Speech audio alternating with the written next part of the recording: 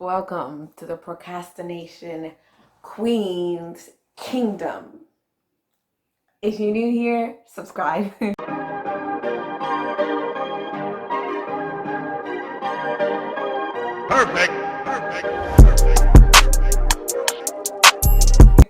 All right, my name is Bells M, and today, sorry about my voice is just, today I'm going to be going through how to procrastinate. Take it from a professional. But as I go through it, I'm gonna give you the opposite, how to stop it. The reason why I'm doing this video is because someone asked for some study tips, and you're crazy because if you know me, you know I'm not the one to be asking. But this semester, I feel like I've gotten better. But other than that, I feel like since you know what not to do, you should know what to do, and therefore I'm kind of qualified to make this video. But instead of saying study tips, as if I do this all the time, I'm gonna say how to procrastinate because that's more like what I do, and then I fix it, I fix it. So that's what we're gonna go through, how to procrastinate. All right, guys, tip number one on how to procrastinate.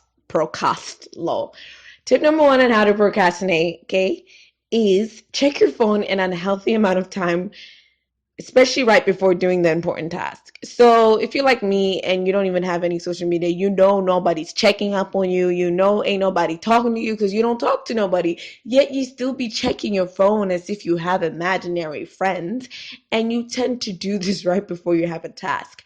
Well, I have a tip for you. There's multiple tips, but let's just start with one. Number one, put your phone in a different room or put it in a box in a safe. That's dramatic, but it's a thing that I heard. Number two, which is more likely and what I actually practice, is the 25 rule. So it's not 25 rule, but it's the 20/5 rule, which means put a time on your phone for 20 minutes, work for 20 minutes, and then when the timer goes off for 5 minutes, take a break. So I think that works pretty well. Eventually you get into the habit and you don't even want to take a break anymore. Another thing you can do is just put your phone in airplane mode. But I don't think people are good at that because they still look at it. But yeah, try it. Number two way to procrastinate is to distract yourself with smaller things. That's just what I do. You tend to just find every reason why not to do your work. You realize you don't have the food that you like. You realize that you don't have the stuff that you like around you. I'm that type of person that I'm like, if I don't have my snacks, all of a sudden I can't study. I'm like, I want my candy. I want this, that.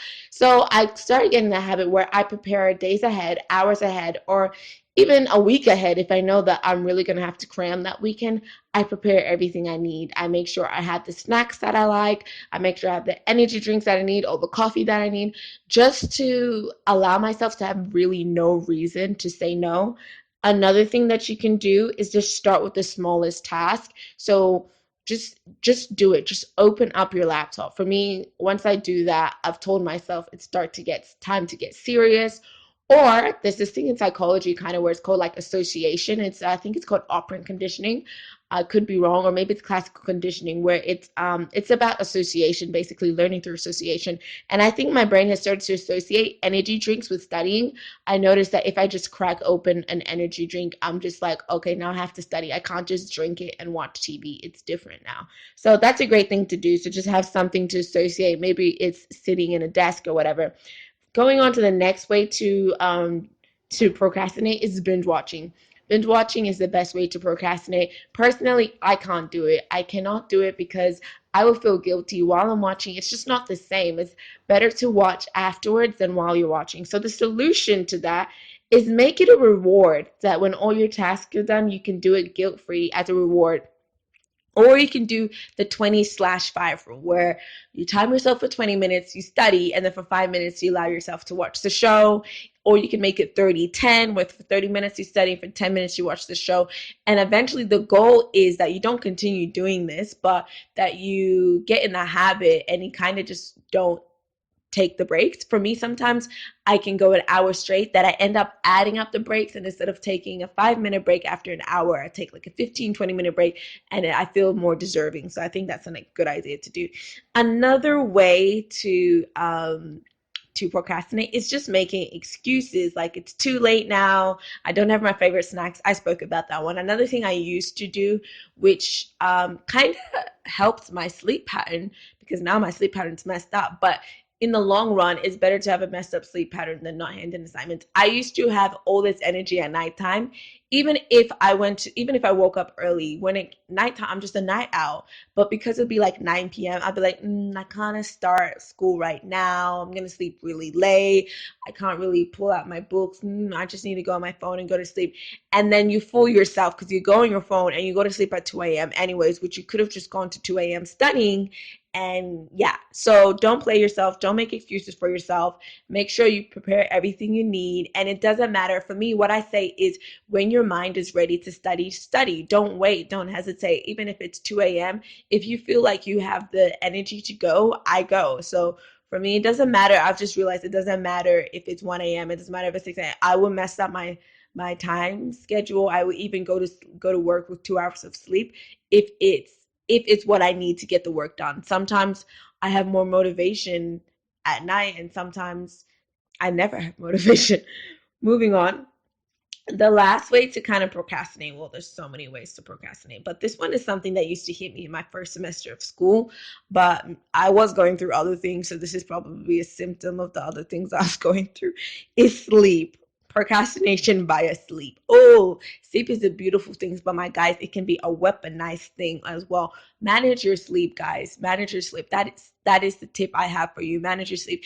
And beyond managing your sleep, this is probably not good advice. And I didn't ask you, you asked me to make this video. I didn't tell me to make this video. So I'm just going to give you the truth, okay?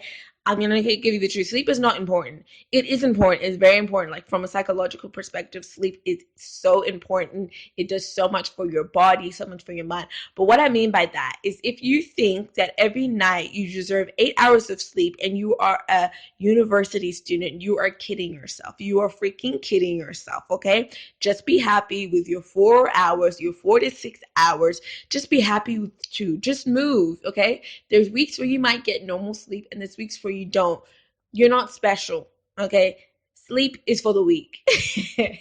No, don't listen to me. But anyways, I'm going to say how it is. So don't let sleep control you. Get out of bed when you said you're going to get out of bed. Or you know what? Allow yourself to have lazy days. For me, I push, and then I have a couple of days where I'm like, nah, I'm going to do me.